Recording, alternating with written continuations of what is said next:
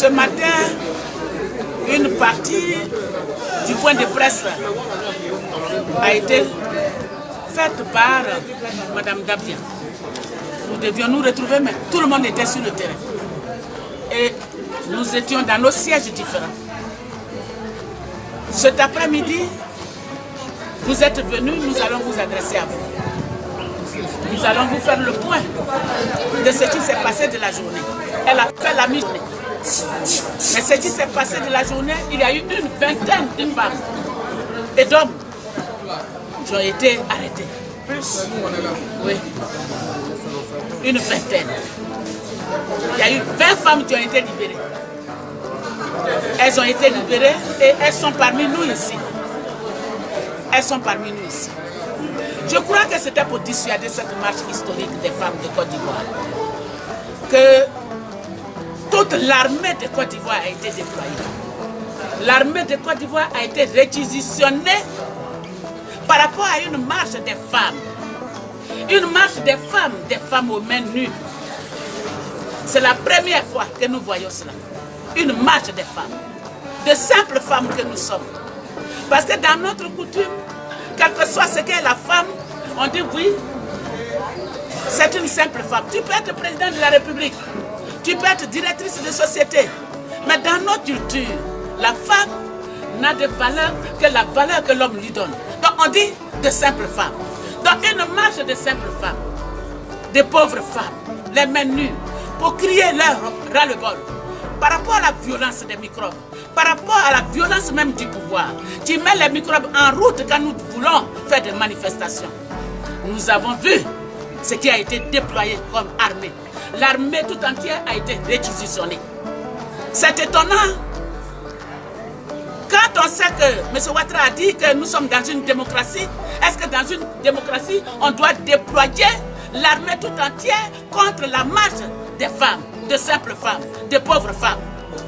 Nous voilà, cette marche n'a pas pu avoir lieu, mais les femmes se sont mobilisées. Et elles étaient dans les environs, retirées. Nous avons vu tout. Dans un premier temps, nous nous sommes adressés à elles pour les encourager. Aujourd'hui, il y avait Yopougon, il y avait tout le monde, toutes les tendances, PDCI, FPI, nous toutes qui avons appelé, COGEP, IRD, TU, GPS, URD, tout le monde était là. Et ils ont vu la mobilisation des femmes de Côte d'Ivoire. Ils ont eu peur de la mobilisation des femmes de Côte d'Ivoire. Quelle tristesse! Dans une république. La république, les citoyens ont des droits. Nous sommes des citoyens de la République de Côte d'Ivoire. Et nous avons le droit de dire non ou de dire oui. Nous sommes pour le non. Parce que nous trouvons que le troisième mandat de M. Ouattara est anticonstitutionnel. Son troisième mandat est inconstitutionnel. Et nous ne l'acceptons pas. Nous avons le droit de dire non. En même temps que lui, il est avec lui. Ceux qui ont et celles qui ont le droit de lui dire oui, ils vont faire leur investiture demain. Et nous n'avons pas le droit de nous exprimer. Nous n'avons pas le droit de nous exprimer. Quand nous, les femmes de l'opposition de Côte d'Ivoire, nous voulons nous exprimer, on appelle toute l'armée de Côte d'Ivoire et elle est réquisitionnée contre nous. Je voudrais dire à l'armée que l'armée n'a pas le droit d'être réquisitionnée pour un seul individu, ni pour un seul camp. L'armée est là pour le peuple de Côte d'Ivoire. L'armée est payée par le contribuable, l'argent du contribuable. Ils n'ont pas le droit de nous foudroyer, de nous marteler, de nous brutaliser, de nous violenter pour un seul individu, pour M. Ouattara. Je voudrais prendre à témoin la communauté internationale, la communauté africaine et la communauté nationale de ce que nous venons de vivre. Et il y a même des programmations d'assassinat et d'arrestation. Je voudrais que le monde entier soit informé que pour une marche commandée par de simples femmes, M. Ouattara a programmé l'arrestation des leaders de cette femme.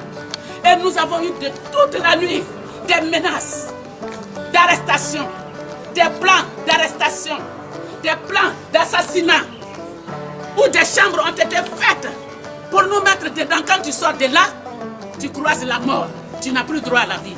Je crois que ce n'est pas ça la démocratie. La démocratie, c'est le pouvoir du peuple par le peuple.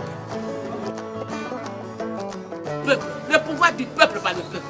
Et M. Ouattara, il est venu, il a dit qu'il emporte la démocratie. Mais il fallait s'y attendre, il est venu avec la démocratie des armes.